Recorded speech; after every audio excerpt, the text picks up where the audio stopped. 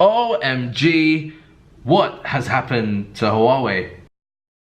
What's up guys and girls, welcome back to another video here on EMKWAN Reviews with me, EMKWAN, and I'm going to be talking to you about this whole Huawei drama that has kicked off. In this video, what I want to do is stick to the facts. There seems to be a lot of confusion. A lot of people have put up sort of premature videos where they've discussed things that aren't really factual. So in this video, a whole, hopefully 24 hours after this news broke, these are the facts. This is what we need to know. Number one, how it started off. Number two, how it's going to affect existing users of Huawei smartphones. And number three, what this means for the company and potential new customers and new products going forward. So number one, this hasn't just come about out of the blue. This has been a long-standing issue between China and the US, predominantly from the US side.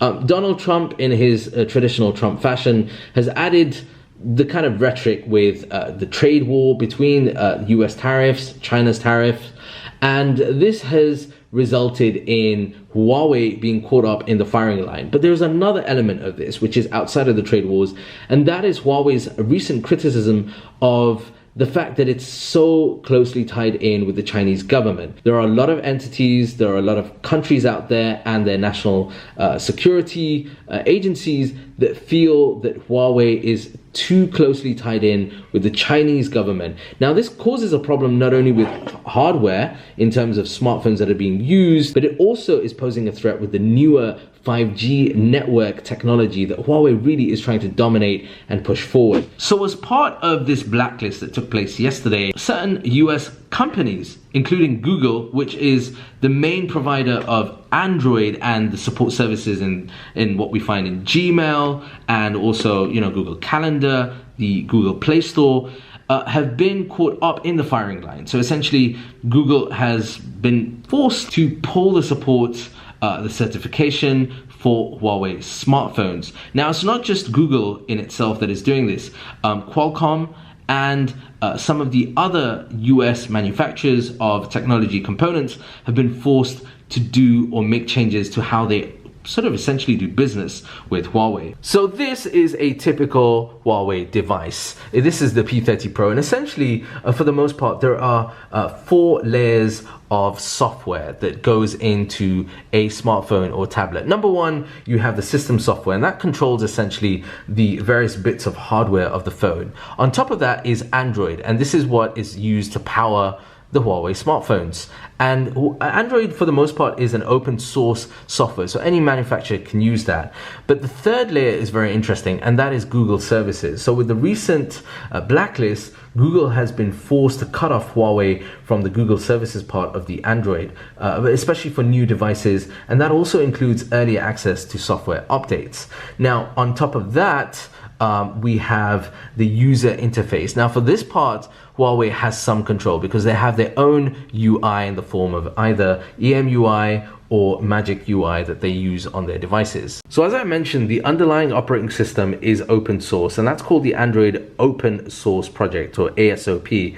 And that can be used by anyone, but it does mean that Huawei now has to supply its own updates from ASOP to the version of Android running on its phone, rather than relying on Google's updates. So that's one of the issues that it's going to affect. So the next question is, should I stop using my Huawei device? No, you shouldn't, because Huawei will still support the security updates, and as far as Google has put out in a statement recently, it's mentioned that all the existing services, so those things like Gmail, contacts, Maps, Google Assistant, all of that will still currently be available on existing Huawei smartphones and devices. So for the most part, yeah, the Google services should work uninterrupted on Huawei devices. This is based on statements that have been put out by Google itself and Huawei's own statements, and I'll link them down below in the comment section. But where it gets a little tricky is when Android updates come out to the operating system. So the current beta version of Android Q will be delayed on the Huawei devices. There is no getting away from the fact that this is unfortunate timing for Huawei, given their absolutely incredible rise. This is unprecedented in the history of tech in this modern kind of format. It's something that we're not aware of happening before in the past, and we're not really sure how this is going to pan out.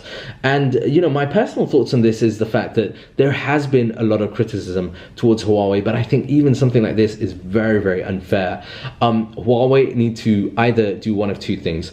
Either they need to resolve this, or China needs to work at resolving their issues with the US, and Huawei needs to resolve its issues, particularly around security and national security concerns with smartphones, but also 5G, and that will help to alleviate this pressure. But the second is that Huawei really need to pull out this plan B. Either an operating system, an alternative to Android needs to be put out, but then there are the issues about how well will that be uptaken and received by the market, particularly outside of China. Now, Huawei is, over the last 12 to 18 months, in my opinion, doing some absolutely incredible things. Look at what they've done with the P30 series, look at what they've done with the Mate 20 series, and also with the Mate X. So there's a lot riding currently on Huawei, and this is definitely gonna be a bit of a stumbling block, but Huawei is a major company, so they'll have to work their way around this. It's a little unfortunate because I think this will give fuel to other Android manufacturers, particularly Samsung. And this is one of the reasons why Huawei has overtaken a lot of other manufacturers to become the second largest smartphone manufacturer in the world.